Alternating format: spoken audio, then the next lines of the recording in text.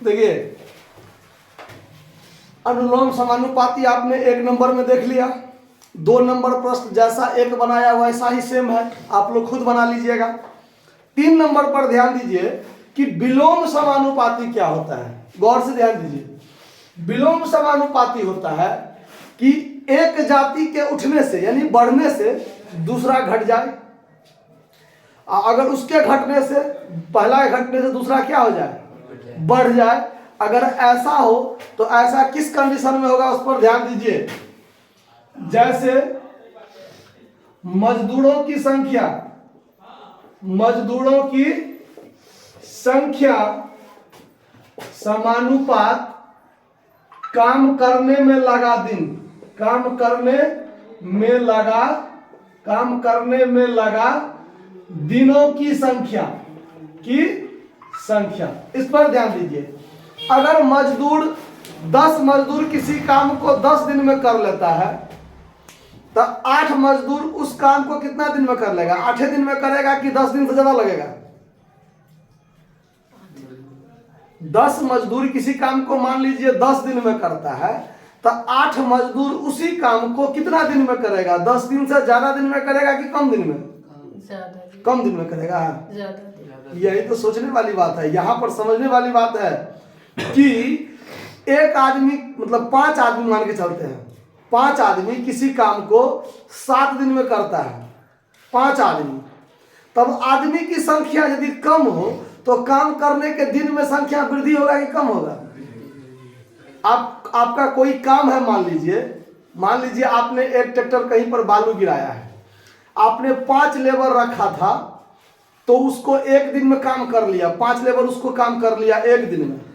अगर आपका 2 लेबर अगर आप रखिएगा मात्र काम करने में तो 1 दिन से ज्यादा काम करने में समय लगेगा कि कम समय लगेगा?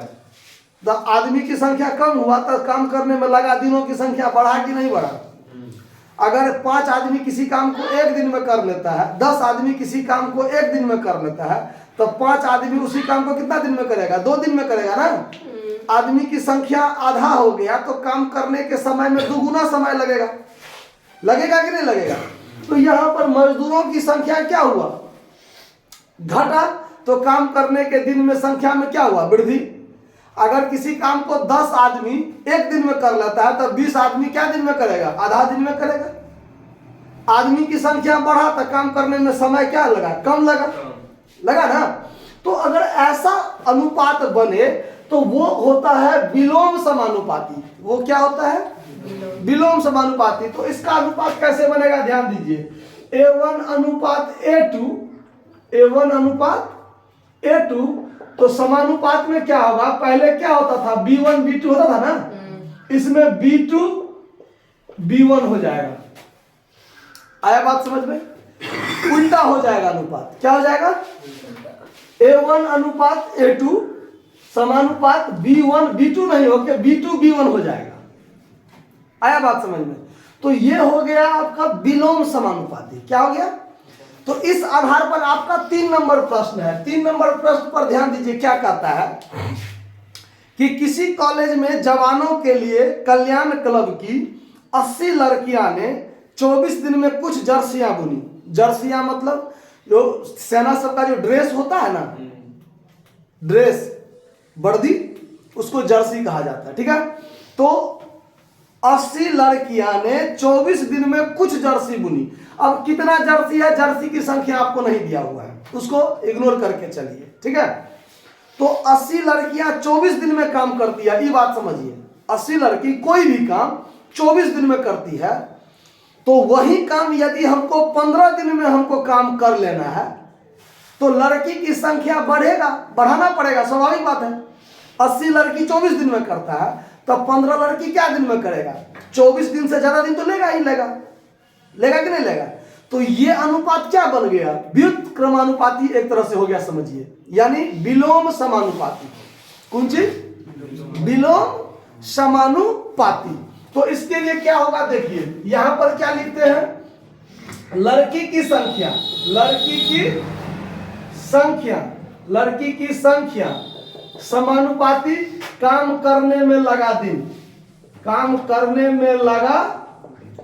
दिन। अब देखिए तो यहां पर A1 अनुपात A2 समानुपात B2 अनुपात B1 ये बनेगा, बनेगा ना।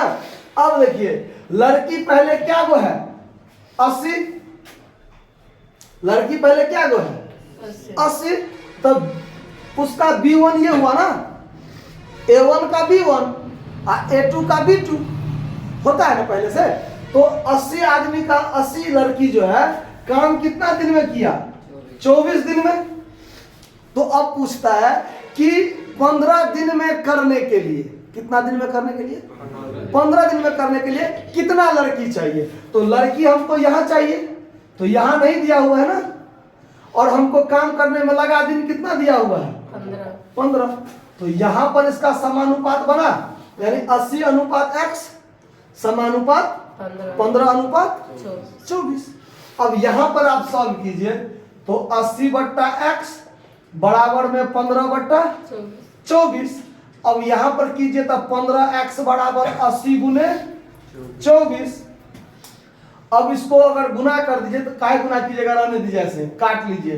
x बराबर 80 गुने 24 बट्टा में 15।